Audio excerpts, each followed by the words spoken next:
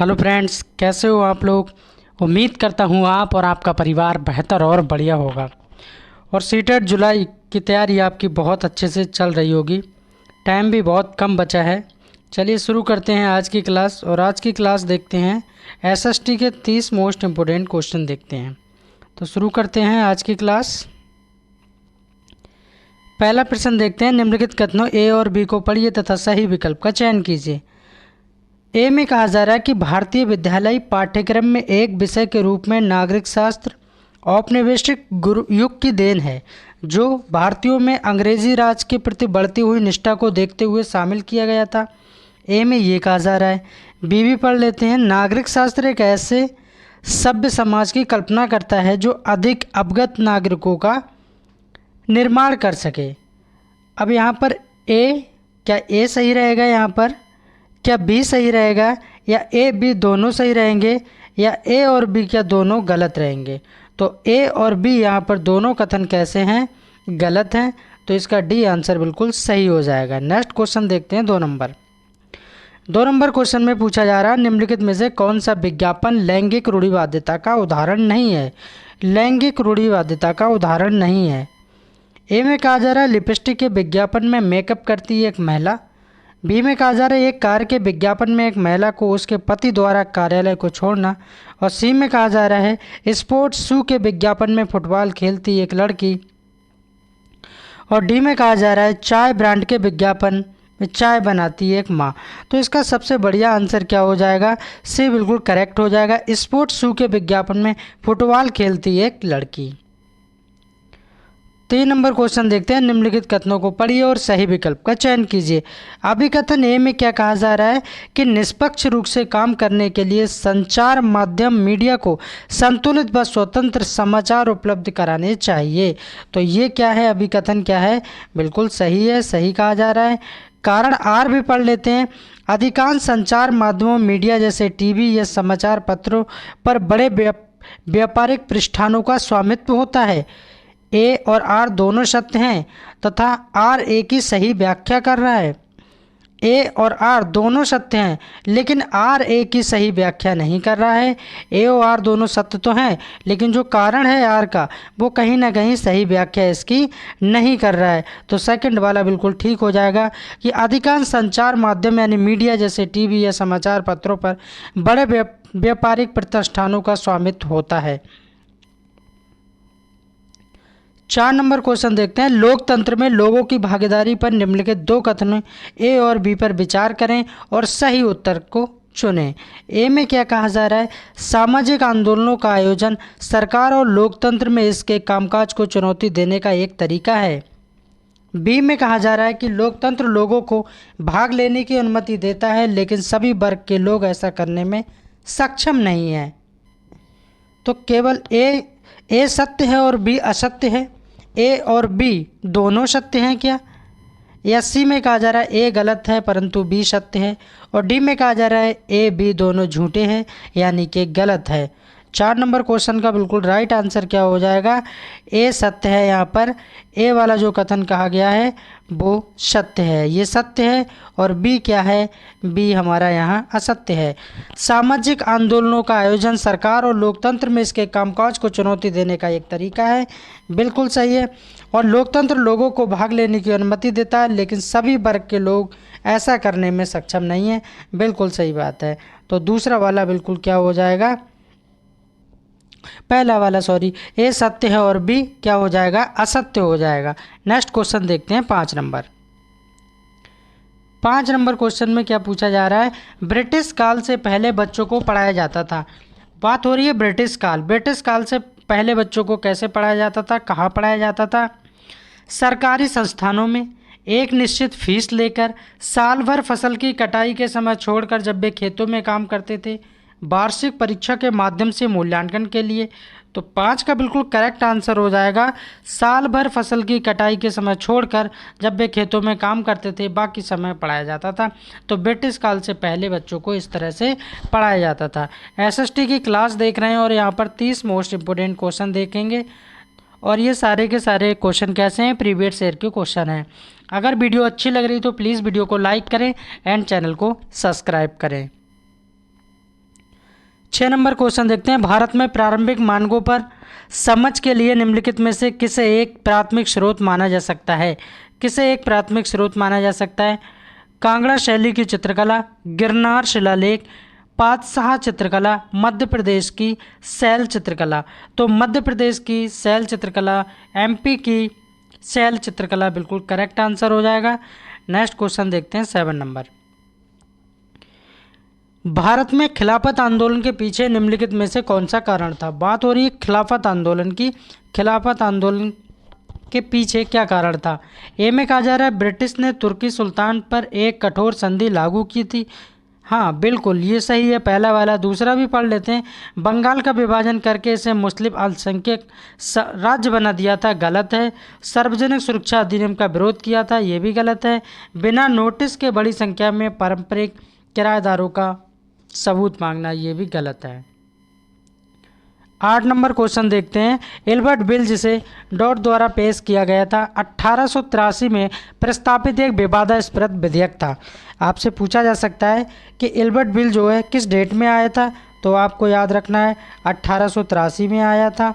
और कैसा ये विवादास्पद विधेयक रहा था, किसके समय में आया था? यहाँ ये पूछा जा रहा है कि लॉर्ड कर्जन, लॉर्ड रिपन या लॉर्ड डलहौजी या लॉर्ड हेडिंग्स। तो किसके समय में आया था? तो लॉर्ड रिपन को याद रखना है, रिपन के समय में ये भारत आया था। बात कब की हो रही है? 1883 की बात हो रही है। बी आंसर बिल्कुल करेक्ट हो जाएगा। 9 नंबर क्वेश्चन देखते हैं, 1883 में एल्बर्ट बिल के लागू करने पर विरोध हुआ था। देखिए अभी क्वेश्चन मैंने 8 नंबर पढ़ा है कि एल्बर्ट बिल पे, और फिर दूसरा ये पूछ लिया। तो एक टॉपिक पे ज़रूरी नहीं कि एक ही बार क्वेश्चन पूछा जाता है, 4-4, 5-5, 10-10 बार क्वेश्चन पूछा गया है एक ही टॉपिक को घुमा फिरा के। जैसे कि ये तुरंत ये क्वेश्चन लेने का मेरा मतलब ये था कि आपको बता सकूं कि एक टॉपिक से क्वेश्चन दोबारा भी बनते हैं। 1883 में एल्बर्ट बिल के लागू करने पर विरोध हुआ था। तो किसका विरोध हुआ था यहाँ पर? तो भारतीयों ने इसका विरोध किया, क्योंकि इस बिल ने ब्रिटिश सरकार को बिना सबूत के भारतीयों पर मुकदमा चलाने की छूट दे दी। यह 100% कथन ठीक है। बी पढ़ लेते हैं, बिल ने अंग्रेज और भारतीय न्यायाधीशों के बीच समानता स्थापित करने का प्रयास किया था। हाँ दोनों बातें बिल्कुल ठीक हैं। तो आंसर क्या हो जाएगा? सी बिल्कुल करेक्ट हो जाएगा, क्योंकि दोनों ए और बी स्टेटमेंट बिल्कुल सही हैं। 10 नंबर क्वेश्चन देखते हैं, भारतीय नागरिकों को किस मौलिक अधिकार के अंतर्गत सर्वोच्च न्यायालय ने भोजन के अधिकार, निजता का अधिकार तथा वायु प्रदूषण मुक्त जल वायु के अधिकार की व्याख्या की है? Article 14, article 20, article 21, article 19। तो किस अनुच्छेद के तहत ऐसा कहा गया है? तो अनुच्छेद 21 को बिल्कुल याद रखना है, अनुच्छेद 21 को बिल्कुल याद रखना है। सी विकल्प बिल्कुल ठीक हो जाएगा। 11 नंबर क्वेश्चन देखते हैं, निम्नलिखित में से कौन सा कथन सही सुमेलित नहीं है? सही कौन सा सुमेलित नहीं है? ऐसे प्रश्नों को अच्छे से पढ़ना होता है। बक्सर का युद्ध 1764 बिल्कुल ठीक है ये। कर्नाटक का प्रथम युद्ध 1746 से लेकर 48 तक, ये भी बिल्कुल ठीक है। पानीपत का तीसरा युद्ध 1761 में हुआ है, बिल्कुल ठीक है। पानीपत का पहला युद्ध 1576 में नहीं हुआ है। 1576 में किसका युद्ध हुआ है? हल्दी घाटी का युद्ध हुआ है महाराणा प्रताप और अकबर के बीच। जबकि पानीपत का पहला युद्ध कब हुआ है? 1526 में हुआ है, इब्राहिम लोदी और बाबर के बीच में। पानीपत का पहला 21 अप्रैल 1526 को पानीपत के मैदान में युद्ध हुआ है। जबकि यहाँ बोला जा रहा है कि पानीपत का पहला युद्ध 1576। तो गलत पूछा जा रहा है, तो डी बिल्कुल गलत हो जाएगा। 12 नंबर क्वेश्चन देखेंगे, निम्नलिखित में से कौन सा कथन सही नहीं है? यहाँ पर भी पूछा जा रहा है कौन सा कथन सही नहीं है। ओजोन परत समताप मंडल बिल्कुल ठीक है, ओजोन परत समताप मंडल। रेडियो प्रेषण आयन मंडल बिल्कुल ठीक है। मौसम संबंधी घटनाएं किसमें होती हैं? क्षोभ मंडल में, बिल्कुल ठीक है। सबसे ठंडी परत क्या आयन मंडल है? बिल्कुल गलत है, सबसे ठंडी परत आयन मंडल नहीं है, मध्य मंडल है। तो मध्य मंडल को बिल्कुल याद रखना है, मध्य मंडल। 13 नंबर क्वेश्चन देखते हैं, अपने पर्यावरण को बचाने के लिए जिस प्रकार के संसाधनों का हमें अधिक उपयोग करना चाहिए वह सुझाइए। मानव निर्मित संसाधन, जो मानव ने खुद से बनाए हों उसे मानव निर्मित कहते हैं। अजैव संसाधन, नवीकरणीय संसाधन या अनवीकरणीय संसाधन। तो 13 का बिल्कुल करेक्ट आंसर हो जाएगा नवीकरणीय संसाधन, यानी कि सी बिल्कुल ठीक हो जाएगा। 14 नंबर क्वेश्चन देखते हैं, गल्फ स्ट्रीम कहाँ पाई जाती है? गल्फ स्ट्रीम प्रशांत महासागर, हिंद महासागर, आर्कटिक महासागर, अटलांटिक महासागर का पश्चिम भाग। तो कहाँ पाई जाती है? अटलांटिक महासागर का पश्चिमी भाग। डी बिल्कुल करेक्ट हो जाएगा। 15 नंबर क्वेश्चन देखते हैं, गल्फ स्ट्रीम गर्म महासागरीय जलधारा है क्योंकि ये गर्म पानी के झरने द्वारा गर्म होती है। क्या ऐसा है? ऐसा बिल्कुल नहीं है। बी में पढ़ लेते हैं, भूमध्य रेखा के निकट उत्पन्न होती है। ये बिल्कुल ठीक है, भूमध्य रेखा के पास उत्पन्न होती है। अंतर्भौम भूमि के नीचे से गर्म होती है। दोनों गलत हैं, बी बिल्कुल सही हो जाएगा। 16 नंबर क्वेश्चन देखते हैं, यातायात के साधनों के संदर्भ में निम्नलिखित कथनों को पढ़िए और सही कथन का चयन कीजिए।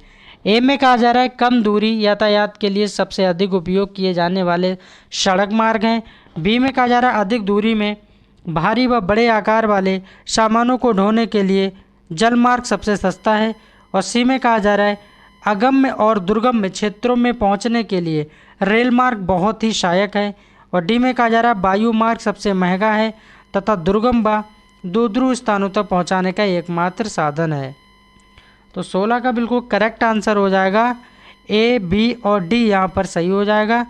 क्या सही हो जाएगा? ए, बी, डी। ए सही हो जाएगा, बी सही हो जाएगा और डी सही हो जाएगा। तो इस तरह डी विकल्प बिल्कुल सही हो जाएगा, ए, बी, डी। दोबारा देख लीजिए, डी, बी, ए। कम दूरी यातायात के लिए सबसे अधिक उपयोग किए जाने वाले सड़क मार्ग। और बी में कहा जा रहा है अधिक दूरी में भारी व बड़े आकार वाले सामानों को ढोने के लिए जलमार्ग सबसे सस्ता है। ठीक है, ये बहुत अच्छा रास्ता है। और डी में कहा जा रहा है वायु मार्ग सबसे महंगा है तथा दुर्गम में व दुधारू स्थानों तक पहुंचाने का एकमात्र साधन है।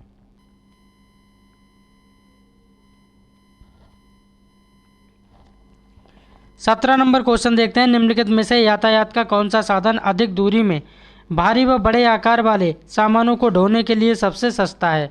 सबसे सस्ता कौन सा है? सबसे सस्ता बताना है। यहाँ क्या हो जाएगा? तो ये क्वेश्चन कई बार पूछा गया है, रेलवे वगैरह में भी पूछा गया है। तो रेल मार्ग को बिल्कुल याद रखना है, रेल मार्ग सबसे सस्ता है।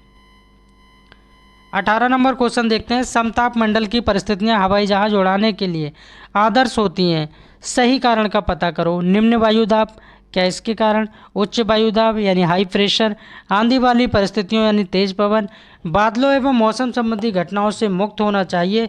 तो 18 का डी बिल्कुल करेक्ट आंसर हो जाएगा। डी बिल्कुल सबसे परफेक्ट आंसर है। 19 नंबर क्वेश्चन देखते हैं, हवाई जहाज से यात्रा करते समय पेन से स्याही निकलने का कारण क्या होता है? ऐसे क्वेश्चन भी सीटेट पूछता है। क्या कारण है? वायुदाब में कमी के कारण, वायुदाब में वृद्धि के कारण, स्याही के आयतन में वृद्धि के कारण या अत्यधिक भार के कारण। किस कारण ऐसा होता है? तो वायुदाब में कमी के कारण ऐसा होता है कि जो हवाई जहाज में यात्री जो यात्रा करते हैं उनके पेन से स्याही निकलने लगती है। 20 नंबर क्वेश्चन देखते हैं, तटीय क्षेत्रों में समुद्री गुफाएं बनती हैं, समुद्री गुफाओं के निर्माण के लिए उपयुक्त कारण का चयन कीजिए। उपयुक्त कारण क्या हो सकता है? मानव निर्मित गतिविधि, जो मानव के द्वारा निर्माण की गई है गतिविधि, शैलों का गिरना, पवन का अपर्दन, तरंगों द्वारा अपर्दन एवं निक्षेपण। डी बिल्कुल करेक्ट आंसर हो जाएगा।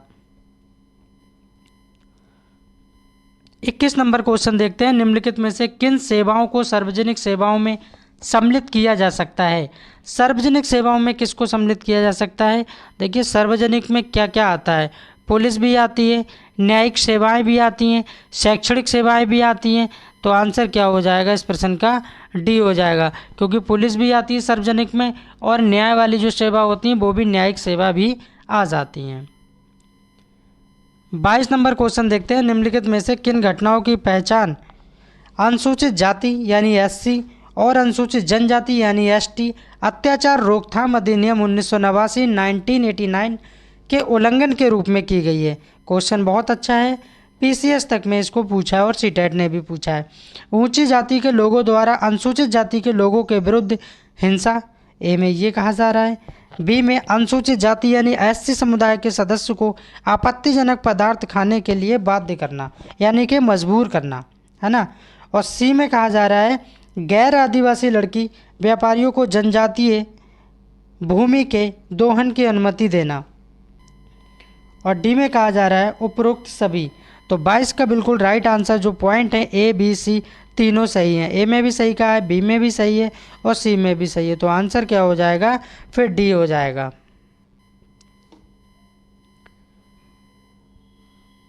23 नंबर क्वेश्चन देखते हैं। मध्याह्न भोजन योजना ने विद्यार्थियों में जातिगत पूर्वाग्रह को कम करने में सहायता की है तथा सामाजिक न्याय को बढ़ावा दिया है। सही विकल्प का यहाँ पर चयन करना है। सभी जातियों के बच्चे साथ साथ खाते हैं, क्या ये ठीक है? सभी जातियों के लोग एक साथ खाते हैं? हाँ, सभी जब जो मिड डे मील होता है, जो भोजन खिलाया जाता है बच्चों को, तो उसमें ये नहीं होता है कि ये वाल्मीकि है, ठीक है, ये इस समाज से है या ठाकुर है, कोई ब्राह्मण है या कुछ भी है कि ये बच्चा नहीं खाएगा। सभी बच्चे एक साथ, सभी जातियों के बच्चे एक साथ खाना खाते हैं, कोई भेदभाव नहीं होता है। तो ये पॉइंट तो बिल्कुल ठीक है।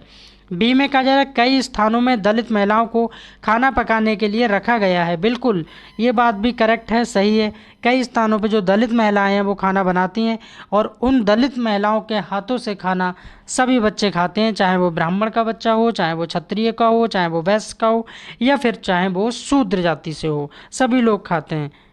जब ए और बी सही हो जाते हैं तो तीसरा भी बिल्कुल सही हो जाएगा। स्कूलों में गरीब बच्चों का प्रवेश लेना कई गुना बढ़ गया है। खाने के चक्कर में या कोई और रीज़न चाहिए, बच्चा जो है ज़्यादा से ज़्यादा विद्यालय आता है और एडमिशन भी ज़्यादा होते हैं। तो आंसर क्या हो जाएगा 23 का, डी बिल्कुल करेक्ट आंसर हो जाएगा। छोटी सी रिक्वेस्ट है सभी से, प्लीज़ वीडियो को लाइक कर दीजिए एंड चैनल को सब्सक्राइब कर लीजिए। शिक्षक भर्ती का निःशुल्क प्लेटफॉर्म है, किसी भी भाई बहन से कोई भी पैसा यहाँ नहीं लिया जाता है। बालक का सामाजिकरण कहाँ से प्रारंभ होता है? जो बालक होता है सोशल मीडिया से क्या सामाजिकरण उसका प्रारंभ होता है? बिल्कुल गलत बात है। 24 से कैसे हो जाएगा इसका सोशल मीडिया? तुरंत छोटा बच्चा होगा एकदम सोशल मीडिया पे आ जाएगा? नहीं, विद्यालय से होगा। विद्यालय से भी नहीं हो सकता, खेल के मैदान में भी बड़ा होगा तब जाएगा। आंसर क्या होगा? परिवार यानी कि फैमिली। बालक का सामाजिकरण कहाँ से प्रारंभ होता है? तो परिवार से होता है। सबसे पहले बच्चा परिवार से ही सीखता है सब कुछ।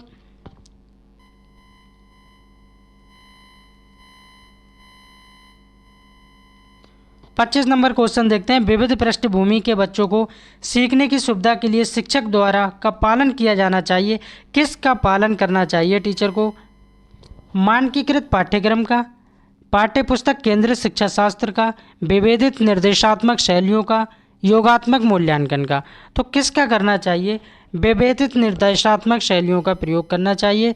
हिंदी की लैंग्वेज थोड़ी सी कठिन होती है क्योंकि सीटेट में पेपर हिंदी और इंग्लिश दोनों में आता है, तो वहाँ पर आप चेक कर सकते हैं। इंग्लिश वाले को आप बेहतर पढ़ के समझ सकते हैं। 26 नंबर क्वेश्चन देखते हैं। शारदा अधिनियम किससे संबंधित है? शारदा अधिनियम किससे संबंधित है? शारदा अधिनियम किससे संबंधित है? शारदा नदी, बाल विवाह या दहेज या पुलिस सुधार। तो 26 का बिल्कुल करेक्ट आंसर हो जाएगा बाल विवाह से। किससे संबंधित है? बाल विवाह से संबंधित है। बाल विवाह को बिल्कुल याद रखना है, बी बिल्कुल सही आंसर हो जाएगा। 27 नंबर क्वेश्चन देखते हैं। पुरातात्विक स्थल पर भूतल पर खोदे गए गड्ढों वाले घर पाए गए हैं जिनमें नीचे जाने के लिए सीढ़ियाँ थीं। उतनूर की या पय्यमपल्ली की या बुर्ज होम की या हल्लौर की। तो किसकी थी? बुर्ज होम की सीढ़ियाँ थी। ये बिल्कुल याद रखना है, सी करेक्ट आंसर हो जाएगा। 28 नंबर क्वेश्चन देखते हैं। मुगल काल में चित्रकारी किसके शासनकाल में अपने शिखर पर पहुंच गई थी? सबसे ज़्यादा चित्रकारी किसके समय में ऊपर बढ़ी थी? जहांगीर, शाहजहां, औरंगजेब, अकबर। तो किसके समय में? ये क्वेश्चन भी कई बार पूछा गया है। तो जहांगीर के समय में सबसे ज़्यादा ऊपर बढ़ी थी। 29 नंबर क्वेश्चन देखते हैं और इस वीडियो का सेकंड लास्ट क्वेश्चन देखते हैं। 2006 में नेपाल में सरकार का रूप राजतंत्र से बदलकर क्या हो गया था? 2006 से पहले क्या था और 2000 बाद के क्या हो गया। बात किसकी हो रही है? 2006 की। 2006 से पहले क्या था?